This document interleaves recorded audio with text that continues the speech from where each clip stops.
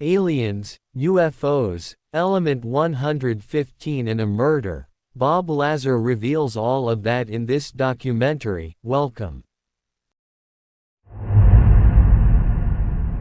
On May 24, 1989, in a live interview with investigative reporter George Knapp on Klaus Las Vegas, Robert, Bob Lazar took the first steps toward becoming one of the most influential and controversial figures in all of UFO lore.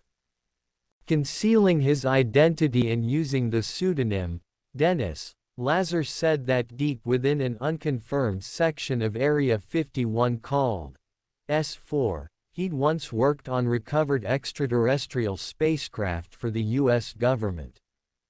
Months later, no longer concealing his identity, Lazar claimed the U.S. government was now waging an all-out covert war against him. He said it shot out one of his tires and erased all of his educational records from Caltech and MIT. Lazar eventually claimed that, while at Area 51, his job was to reverse engineer an alien material called Element 115 inches that he claimed was used to power an alien spacecraft.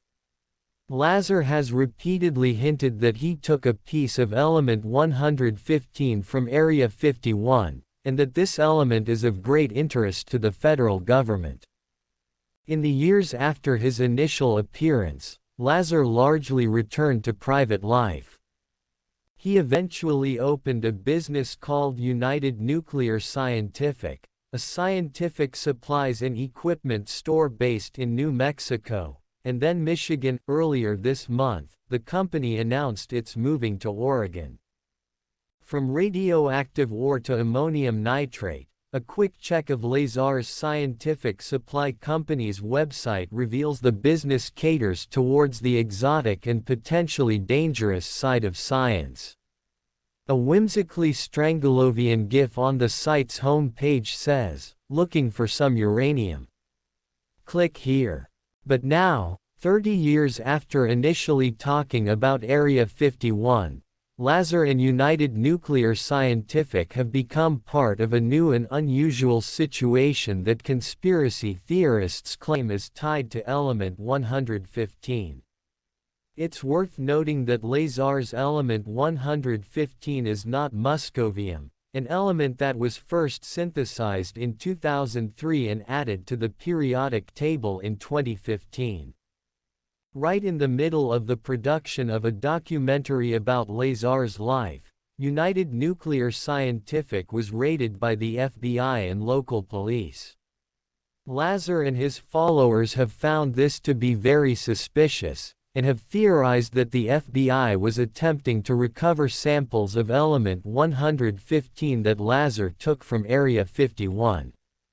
Conspiracy theorists suggest that Lazar was under government surveillance, and that this is the latest in a decades-long harassment campaign against Lazar by the feds.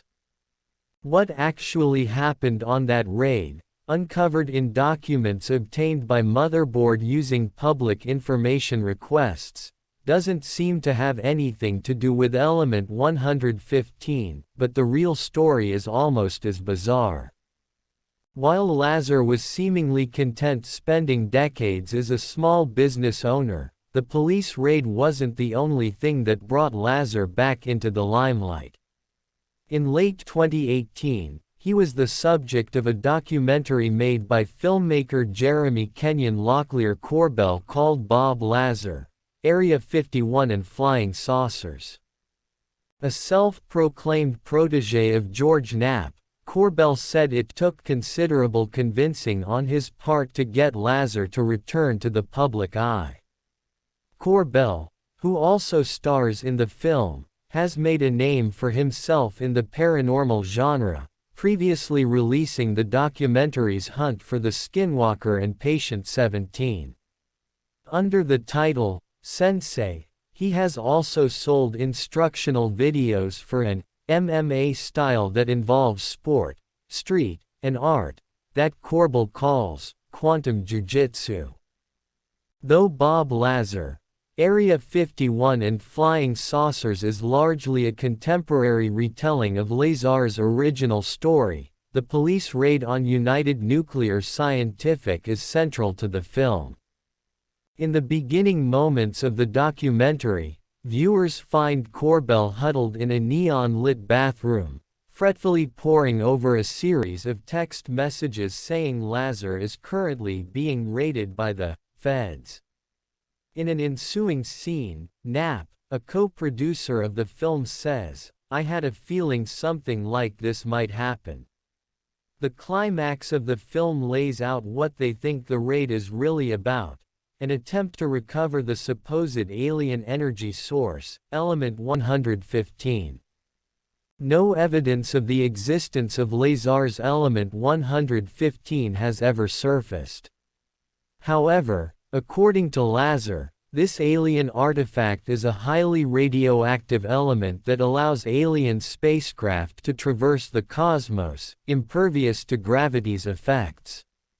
Lazar has said for years that he worked on the material at Area 51, and that it can be used to power spacecraft. "It's a super heavy element," Lazar once told Larry King. "It's a unique element. When it's exposed to radiation, it produces its own gravitational field, its own anti-gravitational field, and it's what's used to lift and propel the craft." Conspiracy theorists and Lazar himself have suggested that Lazar stole a piece of element 115 from Area 51, and that he has it to this day. The only presently known form of moscovium has a half-life of 0.65 seconds and would thus have decayed very quickly. Nevertheless, the thinking is that the government wants it back, which is why law enforcement raided Lazar's business. According to months' worth of incident reports obtained by Motherboard, the 2016 raid on United Nuclear was part of an ongoing and extensive murder investigation that includes state, local, and federal authorities. The documents make no mention of element 115. According to reports written by Michigan State Police Sergeant Detective Thomas Rayala, the events leading up to the search of United Nuclear began in late 2015 with the mysterious death of 31-year-old Janel Struzel. Rayala says doctors concluded Struzel was poisoned and died of thallium toxicity. Colorless, odorless, and tasteless, thallium sulfate has been described as the poisoner's poison, due to the substance's high toxicity and difficulty to detect. Thallium is most often used in the manufacture of electronics, as well as in glass manufacturing and the pharmaceutical industry. When isolated, it looks like tin. Thallium is a regular topic of conversation among elements collectors, who try to obtain samples of as many elements in the periodic table as possible. According to the report, Lazar said sometime in March 2017 a woman provided him with her deceased brother's element collection, which Lazar agreed to sell through his website. According to the report and Lazar, thallium was indeed one of the elements in this collection. Thallium is something we never carried before and was just recently donated to us by the family of an element collector that died, so we now had a collection of some unusual materials we've never had before, Lazar said in an interview. Because the case is still an active investigation, some names and details are redacted from reports. MSP reports suggest that police believe one of their suspects may have purchased materials used in Strzel's murder from Lazar. The documents note that investigators obtained search warrants for a suspect's Google, Yahoo, and Bing search results, and seized computers and other data from a suspect. Shortly after obtaining information about those internet searches, investigators decided they wanted to question Lazar. The MSP report indicates that local and state police traveled to several areas in Michigan to conduct interviews. During this same time frame, it's noted, efforts will be made to contact, interview Bob Lazar, United Nuclear, in person regarding any thallium sales, specifically, to an unnamed individual. Rayala goes on to say in his report that a police officer had recently discovered United Nuclear advertises thallium for sale on its website. A check of the business's website shows, indeed, United Nuclear sells custom-made, safety-sealed, epoxy disc of thallium. According to the site's description, the thallium discs United Nuclear offers do not require any sort of special handling or storage, and they can be discarded with normal trash if no longer needed. A local police report released to me in April by the Laingsburg, Michigan Police Department first hinted there might be more to the story than an unsubstantiated theft of an unproven alien element. This first report was sparse on details, but noted, this investigation started in Houghton, MI in regard to a homicide investigation. In May, Corbell told British outlet Express, "We believe that the official intent of the raid was a cover story, and that they were looking for a piece of the fuel source for the extraterrestrial craft Lazar once worked on for the United States government at Area 51. Lazar and Corbell have publicly said Lazar's company was raided as part of a sustained surveillance campaign against a man who's been called a reluctant UFO messiah. In the documentary, Lazar and Corbell discreetly discuss the possibility of Lazar having taken a piece of the mysterious element. The police search of United Nuclear came the very next morning after this cloak and dagger discussion, according to Lazar and Corbell. In an interview with Larry King, Corbell and Lazar claimed during the search that FBI agents were able to repeat back verbatim a portion of their previous day's private conversation. At the annual UFO festival in McMinnville, Oregon, Lazar told a crowd that the FBI had played an audio recording of he and Corbell's Element 115 discussion. According to the MSP reports, police had already obtained search warrants a day prior to Corbell and Lazar's conversation. When I spoke with Lazar, he told me he didn't believe everyone involved in the raid was aware of his work on alien spacecraft or Element 115. However, Lazar was explicit in saying at least two mysterious individuals at the raid were absolutely concerned with his past, and knew of he and Corbell's conversation. They asked to go upstairs with me and commented on the location of the 115 and Jeremy, said Lazar in an interview. Lazar and his supporters have been steadfast in saying it was the FBI who spearheaded the search of United Nuclear. Indeed, the MSP reports confirm the FBI was present and involved with the search. But according to Sergeant Rayala's notes, the FBI had been involved with the case since January of 2016, when it was determined Michigan State Police Forensic Lab was not equipped to handle examinations related to thallium.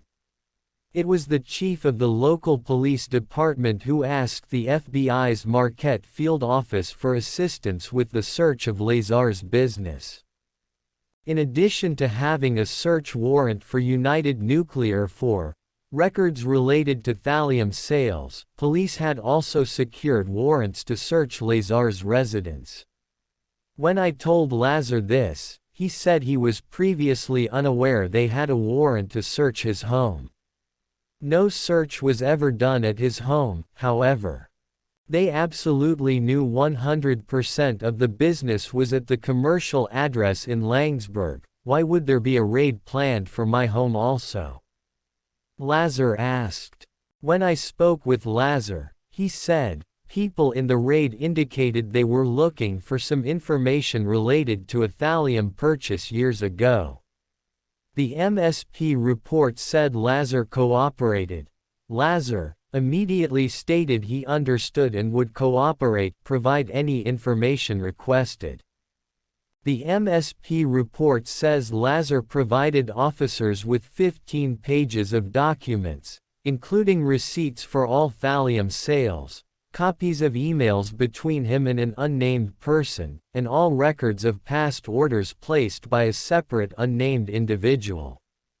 In his closing remarks, Rayala says, as a result of the information obtained from Lazar and his cooperation, the search warrants were not served. This means that Lazar cooperated with the search, not that his business wasn't searched at all. Both Lazar and Corbell maintain that the search had nothing to do with a thallium poisoning, and insist that this is merely a cover story. The FBI was interested in element 115, they say. None of the agents or offices were the least bit interested in the thallium, Lazar said. Lazar says that 2 law enforcement officials questioned him on element 115 in a conversation he had with Corbell. Did these 2 initiate the raid, or were they just ride-alongs with an existing raid? That I don't know. But it was clear they knew much more than the rest of the crew downstairs, Lazar said. Lazar said officials seemed to be primarily concerned with gaining access to United Nuclear's computers. They indicated they had computer experts there who wanted access to all the computers, which I freely gave them. Corbell told Motherboard that the raid was actually related to the element. If what Lazar has been telling us for 30 years is true, then a cover story to distract from the actual intent of the raid is plausible, said Corbell. Lazar and Corbell's statements are contradicted, however, by someone claiming to be an employee of United Nuclear who posted on Reddit the day after the raid. That person, under the pseudonym Pseudosmarts, said that, before the rumor mill gets out of control, we wanted to set the record straight. In a thread titled, Bob Lazar's Business, United Nuclear, was just raided by the FBI. To verify the authenticity of their claim, Pseudosmarts included a link to an imager photo showing Bob Lazar standing in United Nuclear while holding a sign that read, Hello Reddit, July 20, 17. When asked about the Reddit post, Lazar declined to comment. Because it's part of an ongoing investigation, a spokesperson for Michigan State Police declined to comment on the search. Houghton Police Chief John Donnelly confirmed his department is the primary agency responsible for the investigation of Janel Sturzel's death. However, he declined to comment further. Donnelly did however acknowledge he was previously unaware of who Bob Lazar was. In follow-up email, Donnelly said that, under the advice of Houghton's city attorney, he was unable to provide any comments to what Lazar told me occurred during the search. Chief Dan DeCourt of the Langsburg Police Department, who assisted and was present during the search of United Nuclear, said based on the information he was provided, the search was related to a homicide investigation, and he had no information on Bob, his film, or Area 51. Oddly enough, this isn't the first time Bob Lazar and the sale of deadly toxins have come up. In 2006, several news outlets accused Lazar of peddling poison, after he was found to be selling the same radioactive poison used to kill former KGB spy Alexander Litvinenko. Located in Albuquerque, NM at the time, United Nuclear Scientific's website assured customers they would run no risk of being tipped off to the U.S. Department of Homeland Security, Newsweek reported. And 2017 wasn't the first time Lazar and United Nuclear have been raided by law enforcement. In 2003, after he unwittingly sold federal agents banned chemicals used in the manufacture of illegal fireworks, Lazar's home was raided by the Consumer Product and Safety Commission. Lazar told me that, during that raid, he'd heard some members of the SWAT team say, "This is total bullshit, it's nothing like they told us in the briefing." According to federal court records, in 2006 Lazar pleaded guilty to violating the Federal Hazardous Substances Act and was sentenced to a $7,500 fine and 3 years federal probation. To date, there's never been any tangible evidence proving Lazar ever set foot inside Area 51, much less worked on alien spaceships or obtained any mysterious elements. For some ufologists, Lazar is a black eye on a field they desperately hope to see achieve mainstream legitimacy. Others see him as a truth teller. Either way, he is one of ufology's biggest names and celebrities. On United Nuclear Scientific's website, along with 5-gallon buckets of aerogel, customers can buy prints of Lazar's sketches of flying saucers or custom Element 115, Lazarium, coffee mugs.